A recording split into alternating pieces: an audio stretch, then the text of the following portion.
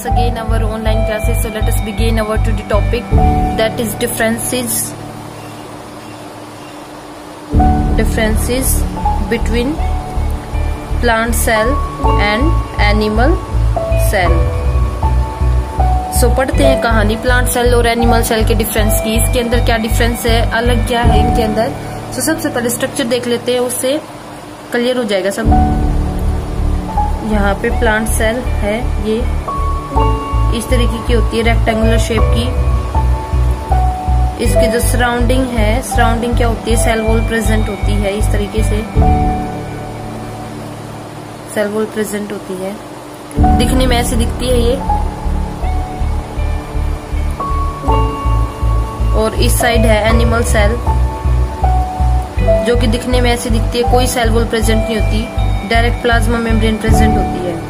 सो देखते हैं इनके अंदर डिफरेंसेस. सबसे पहला जो डिफरेंस है वो है सेल वॉल का, कि इसके अंदर क्या होता है कि यहाँ पे जो सेल वॉल है प्लांट सेल के अंदर वो प्रेजेंट होती है, लेकिन एनिमल सेल के अंदर कहीं आपको दिख रहा है कि कोई सेल वॉल प्रेजेंट है? नहीं है. तो यहाँ पे डायरेक्ट क्या होता है, प्लाज्मा मेम्ब्रेन प्रेजेंट होती है आउटर कवरिंग की फॉर्म में. यहाँ पे कोई भी जो सेल वॉल है वो प्रेजेंट नहीं होती है. सेल वॉल यानी कि एब्सेंट होती है यहाँ पे, और जो प्लांट सेल है उनमें प्रेजेंट होती है सेल वॉल. सेकंड डिफरेंस क्या है कि दिखने में ही पता चल रहा है, ये जो साइज में बड़ा है ये साइज में छोटा है. तो जो प्लांट सेल होता है वो साइज में बड़ा होता है, लार्ज होता है साइज में, लेकिन ये जो एनिमल सेल है वो साइज में कैसी होती है, स्मॉल होती है, छोटी होती है. ठीक है. उसके बाद बात करते हैं प्लास्टिड की. अब ये प्लास्टिड क्या होता है, पौधे अपना भोजन खुद बनाते हैं फोटोसिंथेसिस प्रक्रिया के द्वारा, लेकिन जो एनिमल सेल होती है यानी एनिमल्स होते हैं वो दूसरे के ऊपर डिपेंड रहते हैं, प्लांट्स के ऊपर डिपेंड रहते हैं भोजन के लिए. तो इस तरीके से क्या होता है कि प्लांट्स के अंदर प्लास्टिड प्रेजेंट होता है. उन्हीं की वजह से ये आप देख रहे हैं लीव्स, ये लीव्स कैसी है, ग्रीन है कलर में. तो ये ग्रीन क्यों है, क्योंकि इसके अंदर एक क्या पिगमेंट प्रेजेंट होता है. उस पिगमेंट को हम क्या बोलते हैं, क्लोरोफिल बोलते हैं. तो क्लोरोफिल पिगमेंट की वजह से ये क्या होता है, ग्रीन होती है कलर में. और यहाँ पे ये है मेरी एनिमल सेल. कहीं दिख रहा है आपको कोई कलर? कोई कलर नहीं है, क्योंकि इसके अंदर क्या नहीं प्रेजेंट होता, प्लास्टिड प्रेजेंट नहीं होता. प्लास्टिड क्या होता है, यहाँ पे एब्सेंट होता है. सो यहाँ पे हम बोल सकते हैं कि जो प्लांट सेल है उसके अंदर जो प्लास्टिड होता है वो क्या रहता है, प्रेजेंट रहता है. लेकिन हमारी जो एनिमल सेल है उसके अंदर कोई भी प्लास्टिड प्रेजेंट नहीं होता, प्लास्टिड यहाँ पे एब्सेंट होता है. ठीक है. उसके बाद देखते हैं, आपको ये दिख रहा होगा वैक्यूल. वैक्यूल क्या होता है, वैसे दिखने में तो एक गोला होता है, लेकिन ये बहुत इंपॉर्टेंट होता है.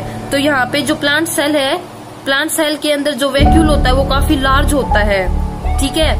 क्या होता है, काफी लार्ज होता है, और ये सेंटर में प्रेजेंट होता है वैक्यूल. किसके अंदर, प्लांट सेल के अंदर. लेकिन इधर जो एनिमल सेल होता है उसके अंदर या तो जो वैक्यूल है वो प्रेजेंट ही नहीं होते, या फिर मतलब प्रेजेंट नहीं होते, या फिर होते तो बहुत ही स्मॉल प्रेजेंट होते हैं. ठीक है. ये डिफरेंस होता है वैक्यूल का. तो वैक्यूल यहाँ पे क्या होगा, प्लांट सेल के अंदर जो वैक्यूल्स होते हैं वो एक होगा, प्लस क्या होगा, सेंटर में प्रेजेंट होगा, लार्ज होगा और परमानेंट होगा. क्या होगा, परमानेंट होगा. लेकिन जो एनिमल सेल है, एनिमल सेल के अंदर जो वैक्यूल्स है वो या तो स्मॉल होंगे, बहुत सारे होंगे, और क्या होंगे, टेम्परेरी होंगे, यानी परमानेंट नहीं होंगे, बहुत छोटे छोटे होंगे या होंगे ही नहीं. तो ये डिफरेंस होता है वैक्यूल्स के बारे में. उसके बाद हम बात करते हैं गोल्गी बॉडीज की. तो जो प्लांट होते हैं उनके अंदर गोल्गी बॉडीज होती है वो आपस में कनेक्टेड होती हैं. गोल्गी बॉडीज जो होंगी वो क्या होंगी, कनेक्ट होंगी. एंड यहाँ पे मेन क्वेश्चन अराइज होता है, काफी इंपोर्टेंट क्वेश्चन है ये, कॉम्पिटिटिव एग्जाम्स में भी पूछा जाता है कि जो गोल्गी बॉडीज होती हैं उनको प्लांट के अंदर क्या कहा जाता है. तो क्या कहा जाता है, डिक्टियोसोम कहा जाता है. यानी कि जो प्लांट सेल होती हैं उन प्लांट सेल के अंदर गोल्गी बॉडीज होती हैं, उनको गोल्गी बॉडीज ना कह करके क्या कहा जाता है, डिक्टियोसोम कहा जाता है. काफी इंपोर्टेंट क्वेश्चन है, कॉम्पिटिटिव एग्जाम से पूछा जाता है. तो उसके बाद देखते हैं एनिमल सेल. एनिमल सेल के अंदर जो गोल्गी बॉडीज होती हैं वो काफी वेल डेवलप होती हैं, एंड इनको गोल्गी बॉडीज ही कहा जाता है. इनको कोई अदर नेम नहीं यूज करते यहाँ पे, इनको गोल्गी बॉडीज ही बोला जाता है. तो ये था इनका गोल्गी बॉडी का मेन डिफरेंस. इसके बाद देखते हैं सेंट्रियोसोम. सेंट्रियोसोम। सेंट्रियोसोम में क्या है, जो सेंट्रियोसोम होता है वो मेनली प्लांट सेल के अंदर अब्सेंट होता है। क्या होता है, अब्सेंट होता है इन हायर प्लांट्स। यानी हम यहाँ पे स्पेशल केस की बात कर रहे हैं। स्पेशल केस क्या है कि हायर प्लांट्स के अंदर ये जो सेंट्रियोल्स होते हैं वो अब्सेंट होते हैं, लेकिन एक्सेप्शन ऑलवेज देयर। साइंस में एक्सेप्शन ना हो ये तो हो ही नहीं सकता।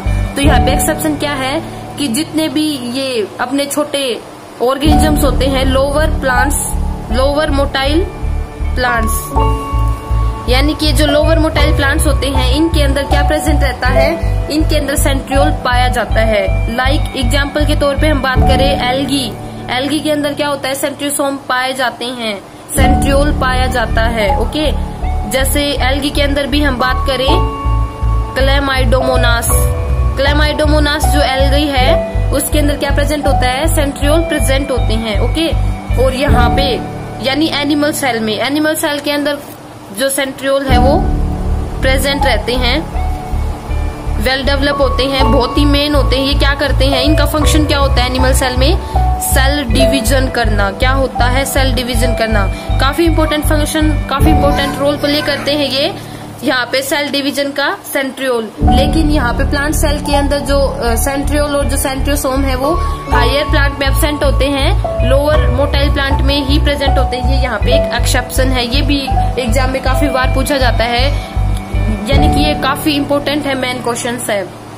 Okay, so that's enough for today. And कोई क्वेरी हो तो आपकी आप पूछ सकते हैं, कमेंट करके आंसर दिया जाएगा। एंड हमारा आज का जो क्वेश्चन है वो ये है कि जो सेल है वो सबसे पहले, जो लिविंग सेल है वो सबसे पहले किसने देखा था। सो मैं चाहती हूँ सब लोग इसका आंसर दें, कमेंट करें एंड बताएं कि आपको ये वीडियो कैसा लगा। Okay, thank you so much.